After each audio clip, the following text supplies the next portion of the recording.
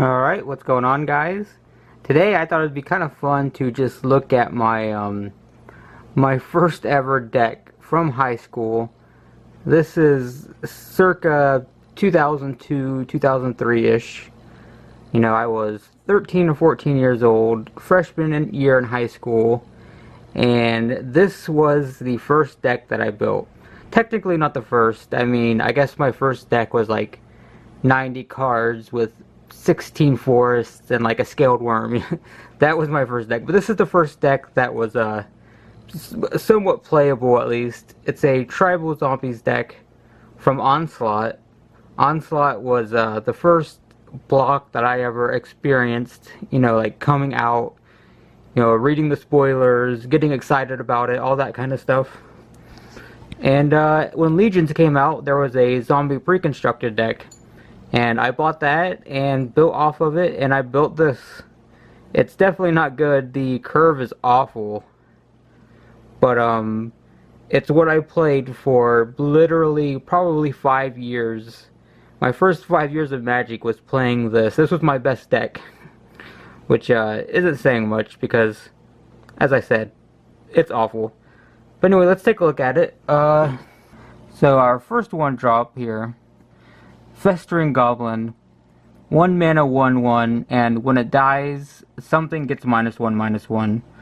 Not that great, but it seemed cool, especially when combined with Carrion Feeder, another 1 mana 1/1 that can't block, but sacrifice the creature and put a +1/+1 counter on it. And what made this so cool for me, in my new player mind, you know, I could play a Carrion Feeder turn 1, my opponent would play a 1/1, then I'd play a Festering Goblin, sacrifice it, and then attack with a 2/2. And I was like, clearly that was just the most amazing thing ever. It wasn't, but it seemed so in my mind. And then next up we have Shepherd of Rot. It's a 2 mana 1/1, and we can tap it to make each player lose 1 life for each zombie in play. And this was mostly used for group games. I mean, I didn't play a lot of one-on-one when I was learning to play. We would go to school and there would be a huge group of people at the lunch tables waiting for, you know, the starting bell. And we'd be playing with 4, 5, 6 people. So Shepherd of Rot was actually pretty cool just because it would kill everybody. And then we have Nanticoke Husk, basically the same thing as Carrion Feeder. I mostly wanted it to sacrifice Festering Goblins to kill things. 3 mana 2/2, sacrifice something, give it +2/+2. Really not that great in this deck. It never should have been in, but I used it back when I was in high school. And then next up we have the most important card of the deck. Undead Warchief. It's a 4 mana 1/1, but it gives all zombies +2/+1. And it makes all zombies cost 1 less, which is definitely important when you look at the mana curve. Things are expensive, so making them cheaper is definitely important. And the cool thing is it does say all zombies, so it's a 4 mana 3/2 basically, because it does pump itself up. And it makes things big and makes them fast. All zombies getting +2/+1 is pretty cool, a lot better than most lords. They only give +1/+1, so it would account for a lot of damage actually. Soulless one's also pretty cool. There was a series of these for each creature type, but Soulless one, well they would all have power and toughness equal to the number of that creature type in play, but Soulless one has power and toughness equal to the number of creatures in play and in all graveyards. And so it was usually pretty huge because again I would always play in big group games. And if there was another zombie player, the Soulless ones would be out of control. And again, I'm speaking about this in new player terms. A Soulless one was just insane at the time. Obviously now, I would consider it barely playable. Probably wouldn't play it at all. But at the time, it was the greatest thing ever. And then we have the most misunderstood card in the deck. Gem Bomb Polluter does not get the attention that it deserves because it's amazing.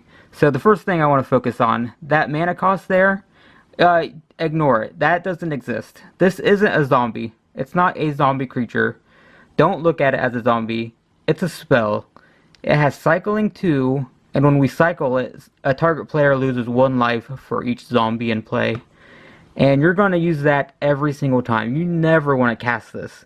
That 6 mana, it doesn't exist. It's not there. Nope, not 6. It's 2. This is how much it costs. It costs 2. That is a no. Not 6. 2. It's a 2 mana spell.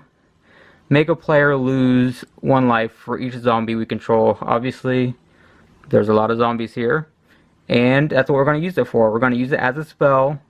And the cool thing is, over here, Gravedigger. Now I only have 1. I'm pretty sure I had 4 at one point. Because we could cycle Gem Palm Polluter, play Gravedigger, get it back, and cycle it again. Oh, and I forgot to mention, by the way, when you cycle it, you do draw a card too. So 2 mana, make a player lose 1 life for each zombie and play, and draw a card. So it's just kind of the best. Probably my favorite card in the deck, and something that I would still consider playable today. Like, out of all of this, you know, I would still say Undead Warchief is still amazing, and Gem Palm Polluter. These are the 2 cards that I would play the most, and probably Shepherd of Rot as well. Those are the 3 best cards in the deck. And Gem Palm Polluter just doesn't get the attention that it deserves, but it's amazing. Even today, after I've been playing for 15 years, I would still be playing Gem Palm Polluters because they're really good. And then we have Vengeful Deads, 4 mana, 3/2, nothing great. And every single time a zombie leaves the battlefield, everyone loses 1. Each opponent, actually, so we don't ourselves. And again, this was all about the group game. We'd always play big groups, so being able to hit every single person playing was pretty cool. Definitely not that great in 2-player games, but again, never played 2-player games really. So just being able to hit everybody was kind of the best. And Noxious Ghoul is the same thing, 5 mana, 3/3, nothing that exciting. But every single time we play a zombie, all creatures get -1/-1. And obviously that's for each Noxious Ghoul, so if you have 2 or 3 of them in play, it can swipe the board pretty easily. And that brings us back to actually Gravedigger.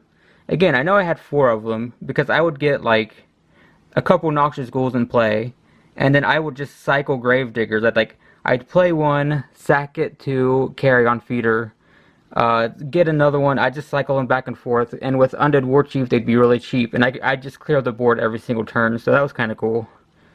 And yeah, then we have these 1-ofs over here. We have a Corpse Harvester, 5 mana, 3/3, nothing great. Pay 2, tap it, sacrifice a creature to search for a zombie and a land. So that helped a lot because the mana costs are so heavy. And we could search for not only a land to help us play all this expensive stuff, but we would also get Undead Warchief to make it all cheaper, so that was useful. And then we have Grave Defiler. This is the only thing that made this not Type 2 legal. I don't know if I had it in all the time, but we didn't really play Type 2 anyway. Technically, this would have been playable at an F and M if I wanted to take it to it, because it's 99% Onslaught with the exception of this, which may have been an 8th edition anyway, I'm not sure, and this Grave Defiler, but everything else is Onslaught and Odyssey. Even the lands, 100% Onslaught and Odyssey lands up here. But Grave Defiler is pretty cool. It's a 4 mana 2/1, and when it comes into play, we reveal the top 4 cards and put all zombies in our hand. So a pretty cool way of refilling our hand. And I only played 1 because I only owned 1. And these boosters weren't on sale anymore by the time I really got into playing, so I couldn't really find them. We didn't have a local gaming store where you could just go and buy singles, so you know, I had 1 and that was it. No one else had them, so that was all I played with. And I did have 2 Zombie Trailblazers, but there's only 1 in right now. 3 mana 2/2, tap a zombie to make it land a swamp, and then tap another zombie to give a creature Swamp Walk. You know, that's kind of the best. We could make our massively giant soulless ones unblockable just by tapping 2 zombies. And it was kind of our main game finisher, even though there's only 1 in here now. There definitely was 2 at one point. And it would definitely end the game. Just tapping 2 zombies, and soulless one would be like, have 10 plus power, especially if there were a couple Undead Warchiefs in play. So that was a pretty cool card at the time. And that's the deck. That's the deck I played with in high school. in Onslaught, Tribal Zombies. That's the deck. It's pretty awful technically, but at the time, all of my friends were new to the game, and it was competitive in that little circle of people, I guess. So, yep, that's my noob deck, my new to the game deck, my first deck ever, and I've kept it together all these years. I did re-sleeve it even, and yep, that's it. Anyway, I guess that is the deck. That's the video. If you want to see more stuff like this, by all means, subscribe, and I'll see you in the next one.